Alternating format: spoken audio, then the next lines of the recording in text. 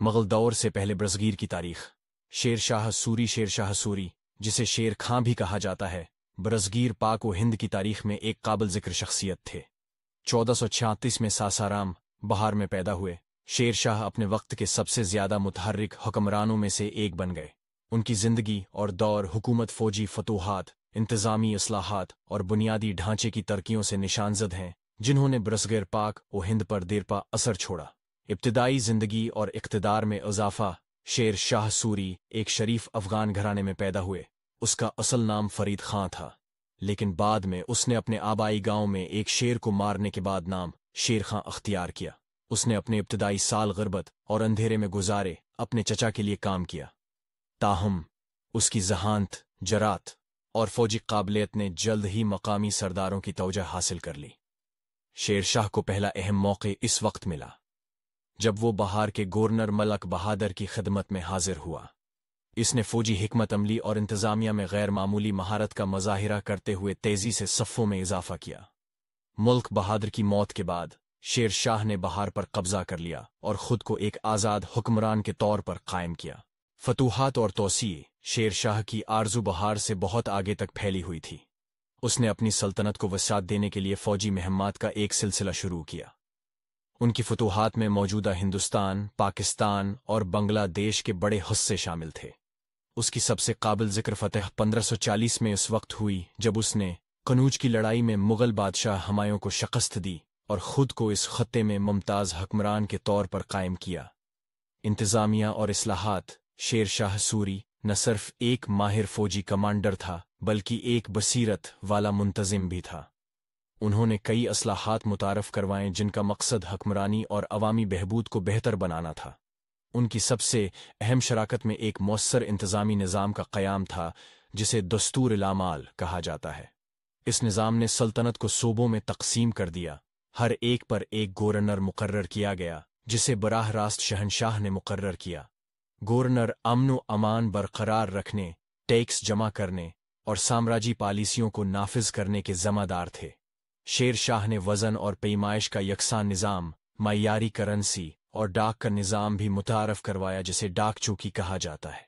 اس نے اپنی سلطنت کا ایک جامع سروے کیا، زمینوں اور محصولات کا اندازہ لگایا تاکہ مساوی ٹیکس کو یقینی بنایا جا سکے۔ اس کی اصلاحات نے ایک زیادہ مؤثر اور مرکزی انتظامیہ کی بنیاد رکھی جسے بعد میں آنے والے حکمرانوں نے اپنایا اور بڑھایا۔ بنیادی ڈھانچہ اور ترقی۔ جب انفراسٹرکچر کی ترقی کی بات آئی تو شیر شاہ سوری ایک وجنری تھے۔ اس نے اپنی سلطنت کے اندر مواصلات اور تجارت کو بہتر بنانے کے لیے کئی پرجوش منصوبے شروع کیے تھے۔ ان کی سب سے قابل ذکر کامیابیوں میں سے ایک گرینڈ ٹرنک روڈ کی تعمیر تھی جو مشرق میں بنگال سے مغرب میں دریائے سندھ تک 2500 کلومیٹر پر پھیلی سڑکوں کا ایک وسیع نیٹ ورک تھا۔ اس سڑک نے تجارت اور مواصلات کو سہولت فراہم کی اور آج تک اس خطے میں نقل و حمل کی ایک لازمی شریان بنی ہوئی ہے۔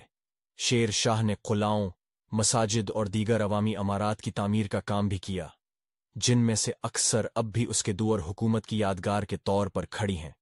وہ خاص طور پر موجودہ پاکستان میں قلعہ روہتاس کی تعمیر کے لیے مشہور ہے، جس نے ایک اسٹریٹجک فوجی چوکی اور انتظامی مرکز کے طور پر کام کیا۔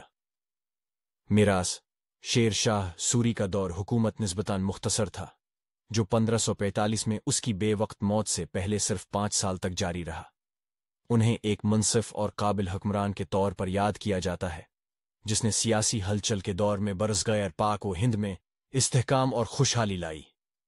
ان کی انتظامی اصلاحات نے مستقبل کی سلطنتوں کی موثر حکمرانی کی بنیاد رکھی، جس میں ان کے بعد آنے والے مغل خاندان بھی شامل تھے۔ آخر میں شیر شاہ سوری کی زندگی اور دور حکومت برصغیر پاک و ہند کی تاریخ کا ایک قابل ذکر باب ہے۔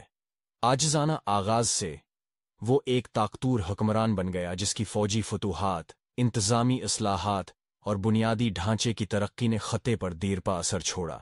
اس کی میراث تعریف اور مطالعہ کی ترغیب دیتی رہتی ہے، جو بصیرت اور قیادت کی پائیدار طاقت کے ثبوت کے طور پر کام کرتی ہے۔ شیر شاہ سوری کی حکومت کے دوران بین المذاہب تعلقات نے اس کی سلطنت کے سماجی تانے بانے میں اہم کردار ادا کیا۔ شیر شاہ کی انتظامیہ مذہبی تنوع کے حوالے سے نسبتاً روادارانہ رویہ رکھتی تھی، جس نے مختلف عقائد کے لوگوں کے درمیان بقائے باہمی اور بات چیت کی اجازت دی۔ مذہبی رواداری کی پالیسی، مذہبی اقلیتوں کے تئیں شیر شاہ سوری کی پالیسی میں رواداری اور عملیت پسندی نمایاں تھی۔ جبکہ وہ خود ایک سنی مسلمان تھے، انہوں نے اپنے مذہبی عقائد کو اپنی رعایا پر مسلط نہیں کیا۔ اس کے بجائے اس نے مذہبی غیر جانبداری کی پالیسی اپنائی، جس سے مختلف عقائد کے لوگوں کو آزادی سے اپنے مذاہب پر عمل کرنے کی اجازت دی گئی۔ اس پالیسی نے اس کی سلطنت میں مذہبی ہم آہنگی اور باہمی احترام کی فضا کو فروغ دینے میں مدد کی۔ انتظامیہ اور مذہبی اقلیتیں۔ شیر شاہ کی انتظامیہ کے تحت مذہبی اقلیتوں کو کچھ حقوق اور تحفظات حاصل تھے۔ ہندو، جو آبادی کا ایک اہم حصہ تھے، کو بغیر کسی خوف کے اپنے مذہب پر عمل کرنے کی اجازت تھی۔ شیر شاہ نے سلطنت میں ان کی شراکت کو تسلیم کرتے ہوئے اور حکمرانی میں ان کی نمائندگی کو یقینی بناتے ہوئے ہندوؤں کو اہم انتظامی عہدوں پر تعینات کیا۔ ثقافتی تبادلہ اور تعامل۔ شیر شاہ کے دور حکومت میں نسبتاً مذہبی رواداری نے مختلف عقائد کے لوگوں کے درمیان ثقافتی تبادلے اور بات چیت میں سہولت فراہم کی۔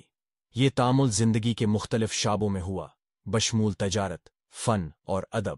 مثال کے طور پر تجارتی سرگرمیوں میں مصروف مختلف مذہبی پس منظر سے تعلق رکھنے والے تاجر مذہبی خطوط پر سامان اور خیالات کے تبادلے میں اپنا حصہ ڈالتے ہیں۔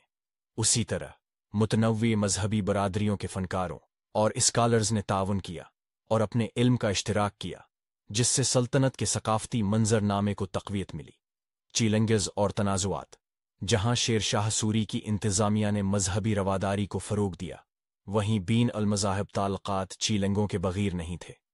مذہبی کشیدگی کبھی کبھار پیدا ہوتی ہے، خاص طور پر ان علاقوں میں جہاں کمیونٹیز وسائل یا سیاسی طاقت کے لیے مقابلہ کرتی ہیں۔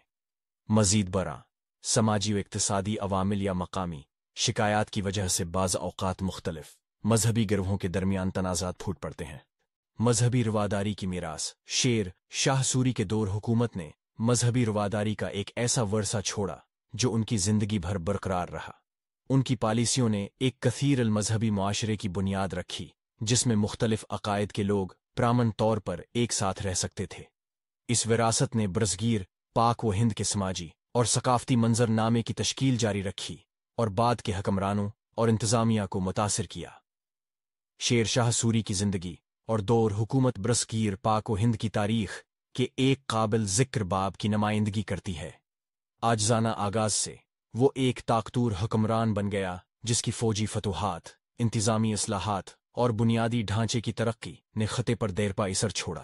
اس کی میراث تعریف اور مطالعہ کی ترغیب دیتی رہتی ہے، جو بصیرت اور قیادت کی پائیدار طاقت کے ثبوت کے طور پر کام کرتی ہے۔ آخر میں شیر شاہ سوری کے دور حکومت میں بین المذاہب تعلقات مذہبی رواداری اور بقائے باہمی کی پالیسی سے نمایاں تھے۔ اگرچہ وقتاً فوقتاً چیلنجز اور تنازعات پیدا ہوتے رہے، مجموعی طور پر اس کی انتظامیہ نے مختلف عقائد کے لوگوں کے درمیان باہمی احترام اور ثقافتی تبادلے کی فضا کو فروغ دیا۔ شیر شاہ کی مذہبی رواداری کی وراثت برصغیر پاک و ہند کی تاریخ کا ایک اہم پہلو بنی ہوئی ہے، جو مذہبی تقسیم کے درمیان ہم آہنگی اور تعاون کی صلاحیت کے ثبوت کے طور پر کام کرتی ہے۔